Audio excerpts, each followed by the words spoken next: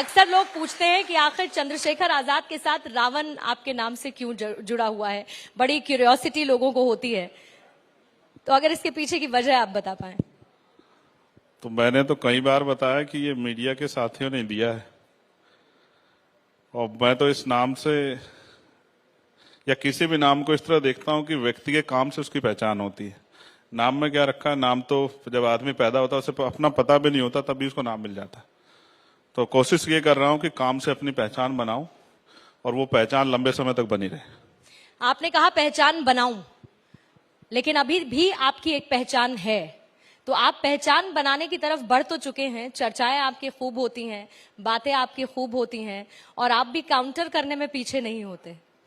नहीं, मैं समझता हूं कि व्यक्ति को कभी भी अपने सपनों को सीमित नहीं करना चाहिए, हमेशा प्रयास करना चाहिए कुछ अच्छा करने के लिए। तो अभी मुझे लगता है कि जिन सपनों को मैं देखता हूं और जो काम मैं अभी अधूरे समझता हूं वो पूरे नहीं हुए, तो उसके लिए एक लंबा समय लगेगा, लेकिन वो मुझे लगता है कि एक समय आएगा वो पूरे होंगे। और मुझे भी बड़ी खुशी होगी कि वो जिस दिन वो सपने पूरे होंगे, मेरे बहुत सारे साथियों को खुशी होगी जिस दिन देश में समता, समानता, बंधुत्व, भाईचारे पर आधारित समाज बनेगा और ये देश दुनिया में पुनः सोने की चिड़िया बनेगा, सम्राट अशोक के सपनों का देश। मुझे बड़ा गर्व होगा। बिल्कुल, और इसी कड़ी में आगे बढ़ते हुए प्रधानमंत्री के विजन ऑफ न्यू इंडिया की हम बात करते हैं। Bharat 24 vision of new India के साथ ही आज इस समिट को लेकर आया है, जिसमें चंद्रशेखर आजाद जी इस वक्त हमारे साथ हैं।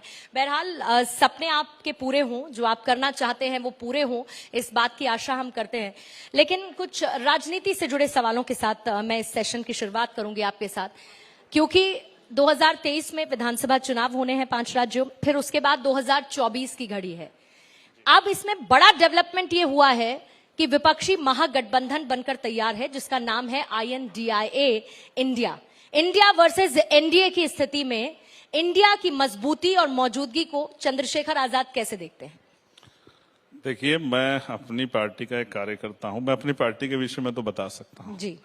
बाकी गठबंधन चुनाव से पहले बनते हैं, टूट जाते हैं। जो आज गठबंधन में हो सकता है कल किसी के खिलाफ खड़े हो, आपस में लोग अपना हित देख के गठबंधन करते हैं। मुझे इसमें कोई शिकायत नहीं है, सब लोग गठबंधन करने चाहिए। लेकिन मुझे आप आज ये भी नहीं कह सकते, जिस अलायंस के बारे में आप कह रहे हैं कि वो 2023 का विधानसभा चुनाव इकट्ठा लड़ेगा या अलग अलग लड़ेगा, तो मेरा ये मानना है कि चुनावी गठबंधन हो या चुनावी राजनीति, वो जनता के हितों के लिए होनी चाहिए। जैसे मैं सपने पे बात कर रहा था, तो मैं एक चीज कहना भूल गया, मैं कह देता हूं। एक ऐसा भारत जिसमें महिलाएं सुरक्षित होंगी, सशक्त होंगी, अपने पैरों पे खड़ी होंगी, उनकी ऊर्जा देश के काम आएंगी, और वो रात को 12 बजे भी निकलेंगी तो कोई भेड़िया उनको छू ना पाए, उनकी तरफ आंख उठा के ना देख पाए। जब ऐसा भारत बनेगा तो वही सपना जो है ना, मुझे लगता है देश का सबसे मजबूत सपना होगा। देश की आधी आबादी आज बेबस है, उस आधी आबादी को जिस दिन महिला सशक्त होगी तो शोषण नहीं होगा उसका। आज NCRB का जो डाटा कहता है ना, 50,000 महिलाओं के साथ रेप हत्या होती है, हमें शर्म आनी चाहिए। चाहे मुख्यमंत्री हो या किसी भी पद पे हो, हमें शर्म आनी चाहिए अगर हम अपने प्रदेश में बहन बेटियों को सुरक्षित नहीं रख पा रहे।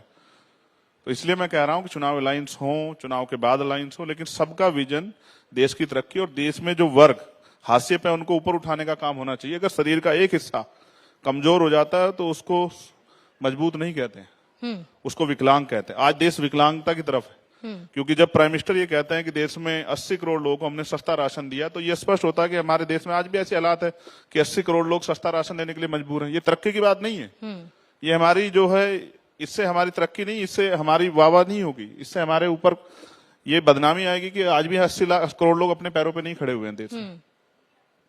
आपको लगता है कि गरीबी रेखा से, अभी एक आंकड़ा आया रिसेंटली जिसमें गरीबी रेखा के नीचे जो प्रतिशत था लोगों का, हम उसमें बेहतर स्थिति में पहुंचे? महिला सशक्तिकरण की आपने बात की, मुझे बड़ा अच्छा लगा, क्योंकि महिलाओं का सशक्तिकरण और महिलाओं की सुरक्षा ये सरकार की बड़ी जिम्मेदारी होती है। लेकिन उदाहरण के तौर पर मैं आपके सामने बैठी हूं, बहुत सारी महिलाएं हैं आपके सामने बैठी हैं। अच्छी बात यह है कि आजकल महिलाएं पुरुषों के साथ कदम ताल करती हुई चल रही हैं। ऐसी बहुत सारी हमने सक्सेस हासिल की महिलाओं ने, जो शायद पहले सोचना मुमकिन भी नहीं था। आप क्या उसका श्रेय सरकार को नहीं देंगे? बिल्कुल, मैं जिसको श्रेय देना चाहता हूं उसके बारे में बता देता हूं। अगर भारतीय संविधान नहीं होता तो इस देश में महिलाएं डॉक्टर, इंजीनियर, आईएएस, आईपीएस, प्रधान से लेकर प्रधानमंत्री नहीं बन पाती, राष्ट्रपति भी नहीं बन पाती। इसका श्रेय जाता है देश के संविधान को। और आज उस संविधान को जिस तरह से प्रधानमंत्री के आर्थिक सलाहकार ये कहते हैं विवेक देबोराय कि हम इसको बदलना चाहते हैं, तो आप बदलना यही तो चाहते हो कि आज जो महिला आपके बराबर में खड़ी हो, मुझे गर्व हुआ इस बात को सुन के कि आप मेरे बराबर में बैठी हैं, तो जो महिलाएं आपके आज बराबर में खड़ी हो, आपको उनसे दिक्कत है क्या? इसलिए आप संविधान को बदलना चाहते हैं। जो कमजोर वर्ग के लोग आज कुर्सियों पर बैठने लगे हैं, आज एक प्राइमरी स्कूल के हेडमास्टर का बेटा यहाँ बैठा, इससे आपको दिक्कत है क्या? इससे सरकार को दिक्कत नहीं होनी चाहिए। मैं सराय देता अगर एनसीआरबी के डाटे कम हो गए होते, मैं सराय देता अगर बेरोजगारी के आंकड़े कम हुए थे, भुखमरी इंडेक्स में हम लोग अगर पीछे हटते तो मैं सराय देता अगर महंगाई पे हम लोग वो हो रहे होते, और बहुत अच्छी कानून व्यवस्था होती है। आज मैं अभी उत्तर प्रदेश से आया हूँ, आज हापुड़ में वकीलों को पीटा गया, खूब पीटा पुलिस ने, महिला वकीलों को भी पुलिस पीट रही थी। इसको सशक्तिकरण नहीं कहा जा सकता। जैसे हमारे यहाँ जब इतनी बड़ी बड़ी घटनाएं होती हैं, हाथरस, उन्नाव जैसी घटनाएं, अभी जो मध्य प्रदेश में हुई या राजस्थान में हुई, इसको सशक्तिकरण नहीं कहा जा सकता। ये सशक्तिकरण के नाम पे खुलेआम झूठ बोलने की बात है, और हमें सच स्वीकार करना पड़ेगा। आप और मैं बेहतर जानते हैं कि देश में महिलाएं अभी उस तरह से सुरक्षित नहीं, और इसके लिए ठोस काम होने चाहिए। सिर्फ योजनाओं से काम नहीं चलेगा, धरातल पे काम होना चाहिए। और स्पेशली जो अधिकारी जिनकी जवाबदेही बैठी, चाहे वो अधिकारी हो या सरकार हो, उनको सामने आकर जवाब देना चाहिए, ना कि उन सवालों से बचना चाहिए। लोग कहते हैं कि चंद्रशेखर आजाद की सिलेक्टिव अप्रोच है। लोग ये भी कहते हैं कि चंद्रशेखर आजाद अटेंशन सीकर हैं। वो ऐसी बातें करते हैं ताकि वो सुर्खियों में बने रहें और लोग उनकी चर्चा करते रहें। अच्छी बात है, राजनीति में ऐसी बातें करनी चाहिए कि आदमी चर्चा में बनी रहे, लेकिन मैं सिलेक्टिव कुछ करता नहीं हूं। आपके पास कोई उदाहरण हो तो बता दो। आप नेशनल मीडिया पे बैठी हैं।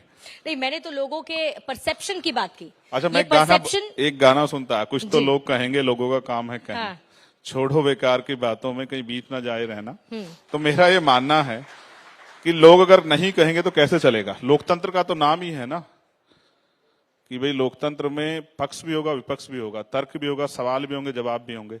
तो लोग कुछ तो कहेंगे मेरे खिलाफ, इसके अलावा है क्या? ये तो नहीं कह सकते कि मेरे राज्य में बहन बेटियां सुरक्षित नहीं। मैं आपको गारंटी से कहता हूं, जिस दिन अवसर हमारे हाथ में होगा, किसी भी प्रदेश में किसी भी बेटी के साथ अन्याय नहीं होगा, और जो अन्याय करेगा वो चैन से नहीं बैठेगा, खाल उतार लेंगे हम लोग। बराबरी के अधिकार की बात होती है, बराबरी के अधिकार के लिए काम हो रहा है।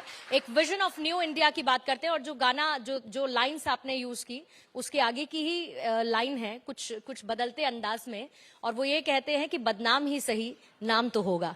चंद्रशेखर आजाद, बदनाम ही सही नाम तो होगा। बहरहाल सर, माफी चाहूंगी क्योंकि मुझे इस सेशन को यहीं पर समाप्त करना बस मुझे ये जवाब दे दीजिए जी।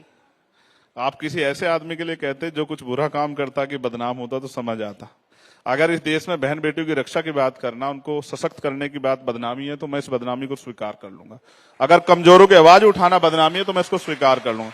लेकिन अगर आप ये कहें कि सरकारों की आलोचना करना और उनसे जवाब मांगना बदनामी है, तो सरकार याद रखे, अगर अन्याय होगा तो जवाब देना पड़ेगा, और आंख से आंख मिला के जवाब लेना हम लोग जानते हैं। और लोकतंत्र की खूबसूरती भी यही है चंद्रशेखर आजाद जी की, सवाल होने चाहिए और उन सवालों के लिए अकाउंटेबिलिटी भी होनी चाहिए। अश्विनी कुमार चौबे जी इस वक्त हमारे बीच आ चुके हैं, बहुत बहुत स्वागत करती हूँ। और चंद्रशेखर जी, आपका बहुत बहुत शुक्रिया समय देने के लिए, भारत 24 के इस विजन ऑफ न्यू इंडिया में शामिल होने के लिए। Thank you so much.